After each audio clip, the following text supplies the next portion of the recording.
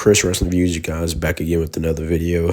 Feeling under the weather still, you guys, and everything. But Sheamus did have a match. I wanted to do my Raw review, but Sheamus had a match one-on-one, of course, against Rusev.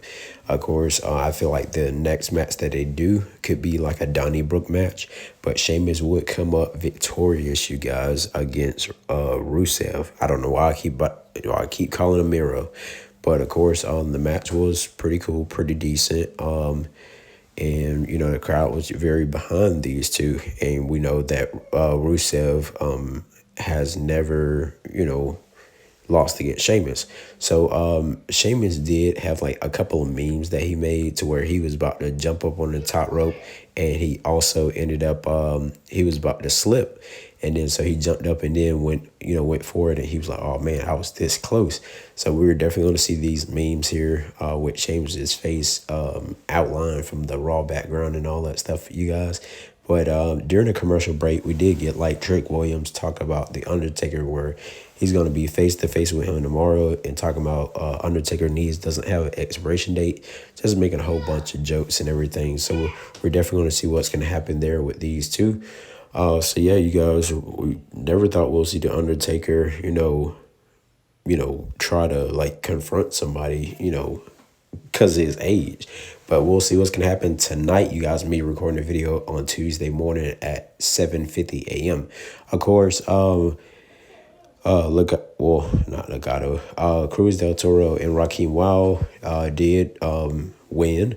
They actually pulled it out pretty decent, because for a second I thought the New Day was gonna win, but we didn't get the New Day to actually win. We actually got Raheem Wow, who pinned a former world champion, which was Kofi Kingston, which was pretty cool.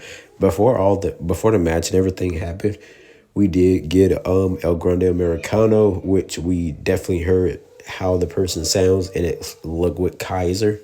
That's behind the match. He was trying to, speak Spanish, but the way he was talking, you was like, oh shoot, yeah, that's definitely Ludwig Kaiser. Ain't no way faking that at all, because we never got it when Chad Gable played Grande Americano. So yeah. But yeah, it was definitely crazy how Raheem Wild pinned Kofi Kingston, a former multi-time tag team champion, former world heavyweight champion, only for a little while, but still, then again, it was great to see Raheem Wild actually get a victory. After the match, you guys, we did see Kofi Kingston and Xavier Woods backstage talking with Grayson Waller, and Grayson Waller finally mentioned that that A-Town Down Under is no longer. And so I was like, wow. So I feel like Triple H did take too long of splitting up this group. They should have been split up this group like way before. But I guess WWE didn't want to actually do this. But I'm happy that they finally did it, but it took forever. Now we did get you guys where Becky Lynch, she came out there and talked about, the match that she was gonna have against Lyra Valkyria. And with the match she's having against Lyra Valkyria at at SummerSlam next weekend, you guys, that it's gonna be a no disqualification match, so it has to be a decisive winner. And if Lyra loses, she can never challenge for the Intercontinental Championship again, which they both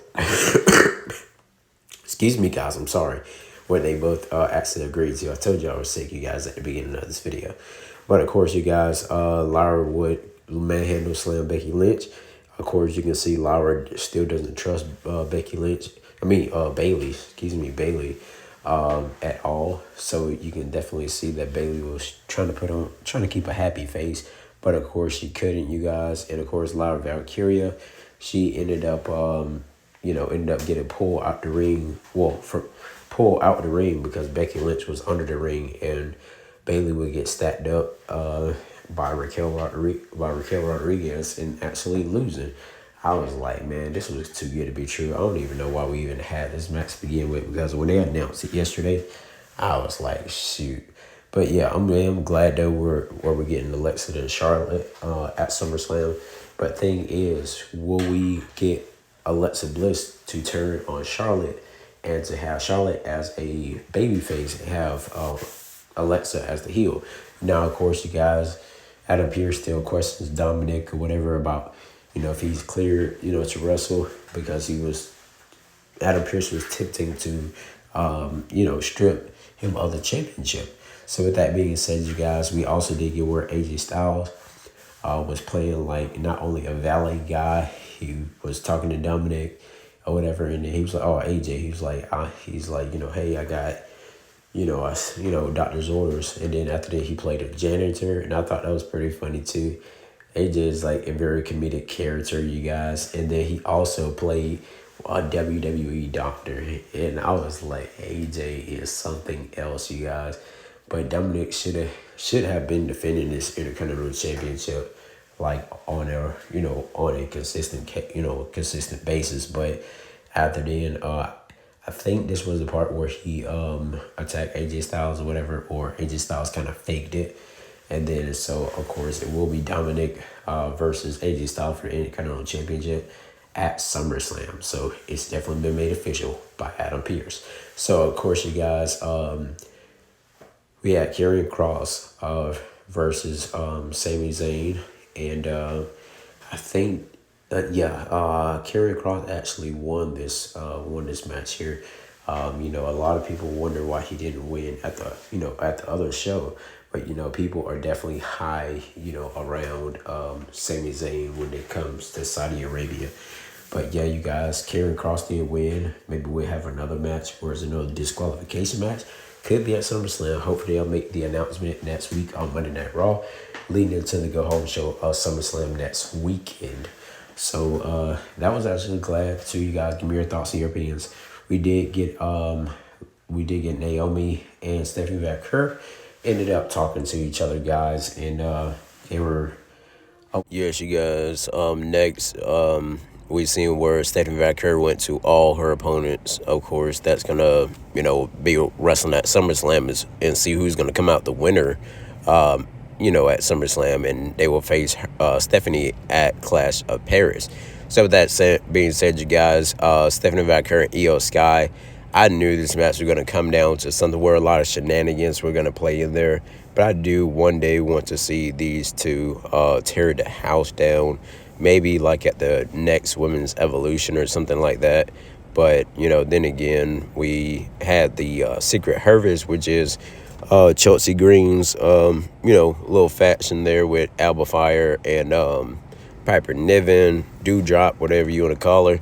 But yeah, they end up making their way down the ring and start giving Stephanie Vaquer the beats. Of course, Chelsea Green came in from behind, gave Stephanie Vaquer the beats, as I said before. And so with that being said, you guys, we also ended up getting Naomi coming up in there too, where, she ended up giving Stephanie and Io the beats.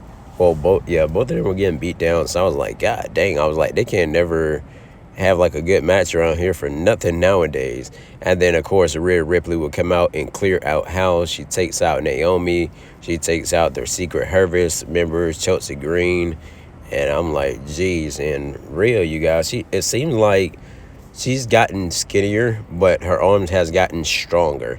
You guys, so it was pretty cool as far as TNA this past weekend, where Trick Williams retained the championship. I think they said, like he was hurt or something. I didn't see the PLE, but yeah, we also got JC Jane. First time ever, you guys, that, you have to applaud her for all the hard work that she has done to get both championships. Now, AJ Styles, he definitely did make his, his little phenomenal return to TNA. And hopefully one day, you guys, he'll have a match against, like, somebody like his old friend Frankie Kazarian or something like that. But we'll definitely see. Of course, you guys, the ending of Monday Night Raw, though, we end up getting the OTC Roman Reigns come out there, you guys. And he was, he was getting ready to get in the ring with Paul Heyman, Bronson Reed, and Braun Breaker, which Braun Breaker can't stand to hear Roman Reigns talk. We know the family history where we had, I think, no, it was Sika and it was like the Head Shrinkers, versus the Steiners. Anyways, you guys, we know how that goes. And of course, you can see Paul Heyman telling Roman Reigns, to hey, chill. And he overall wanted Roman Reigns to take over the faction, something that Seth Rollins put together. and so I guess he wants Roman like to join a part of it.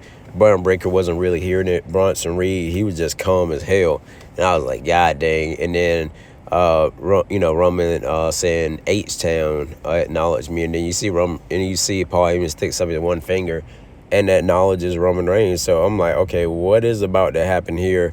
Like, this is really crazy, you guys. But we'll see in the coming weeks. Whenever Seth Rollins return, if he's like faking the little injury thing or whatever, it's definitely going to be worth wondering of what is going on. Like, come subscribe to Chris Wrestling Views here on YouTube.com, you guys. Make sure you guys tune into NXT tonight on the CW channel and all that good stuff. Till next time, you guys. Chris Wrestling Views out, and I'll see you guys later.